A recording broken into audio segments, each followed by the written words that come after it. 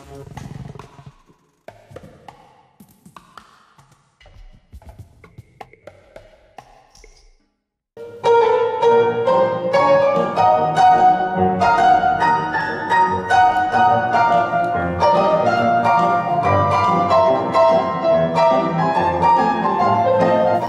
2017. gada 26. maijā Rīgas pašvaldības kultūras iestāžu apvienības kultūras pilī Ziemeļblāzma jau 5. gadu notika Rīgas vispārējās izglītības iestāžu sporta nominācijas pasākums. Manuprāt, šī ir tāda ļoti jauka tradīcija, kad mēs tiešām varam pateikt paldies tiem skolotājiem, kuri ieliek bērnos sportošanas prieku jau no bērnības, jau no skolas gadiem. Katru gadu arī apbalvojam vienu īpašu nomināciju, un tā ir nominācija par mūža ieguldījumu. Un šī gada šīs nominācijas laureāts ir cilvēks, kurš vairāk kā 50 gadus ir nostrādājis sporta darbā ar bērniem un ar īpašiem bērniem, ar dzirdes traucējumiem. To man kāds no augšas liek tā darīt, un es paklausu un to daru un strādāju vienkārši. Tā esmu audzināts, tā es esmu mācīts. Es domāju, ka tas, kas jādara, tas jādara. Pateicība noteikti parādēs. Es jau pirmkārt savus teiku skolas visiem pedagogiem, kas man izaudzināja. Man bija ekstra forši, ja es tā varētu teikt, sporta fizkultūras institūta kolektīvs un pedagogi. Un tālāk darba vietā, kur es iegāju strādāt nedzirdīgos skolās, arī bija ļoti, ļoti labs kolektīvs, kas atbalstīja taisnu sports un varēja dot ar sirdi visu.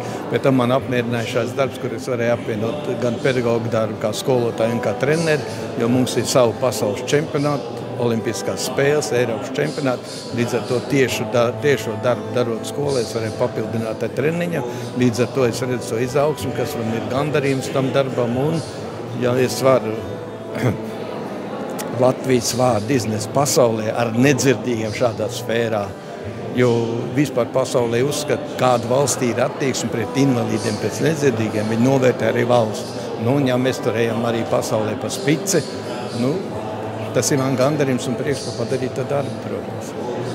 Es pats kādreiz nodarbojos ar sportu, man vienmēr ir paticis sports, visi sporta veidi. Un, tas varbūt, ko es neesmu sasniedzis, es tā kā vēlos ielikt to katram bērnam, katram skolēnam, lai viņi kļūtu labāki, sportiskāki. Ja? Un, tas arī laikam ir tas, kas man ir dīt uz priekšu. Man ir, protams, ka es jau jauns, gribu pierādīt sevi, gribu parādīt bērniem, ka es jau arī projām varu to izdarīt. Ko es viņiem varu iemācīt to, ko es varu. Un, protams, lai viņi kļūtu vēl labāki. Tika piešķirtas šādas nominācijas Rīgas sportiskākā skola, Rīgas labākais skolu sporta organizators, Rīgas gada sporta skolotājs un par mūža ieguldījumu skolu sportā. Pasākumu ietvaros tika apbalvotas skolas, kas Rīgas pilsētas starpskolu sacensību Spartakiādē ir uzvarētājs katrā Rīgas rajona priekšpilsētā 4 vecuma grupās atsevišķi. Mēs nevarēsim tā līdz galam pateikt paldies šiem cilvēkiem un novērtēt pilnībā viņu darbu, jo tas, ko viņi dara, tas nav dēļ naudas, tas nav dēļ slavas, bet tā ir tāda misijas apziņa. Jo visi šie cilvēki ļoti paši mīl sportu, viņi bērnībā ir sportojuši. Es domāju, ka ar pilnu atbildības sajūtu es varu teikt, ka viņi pilda šo savu mūža misiju, likt iemīlēt bērniem sportu uz visu mūžu.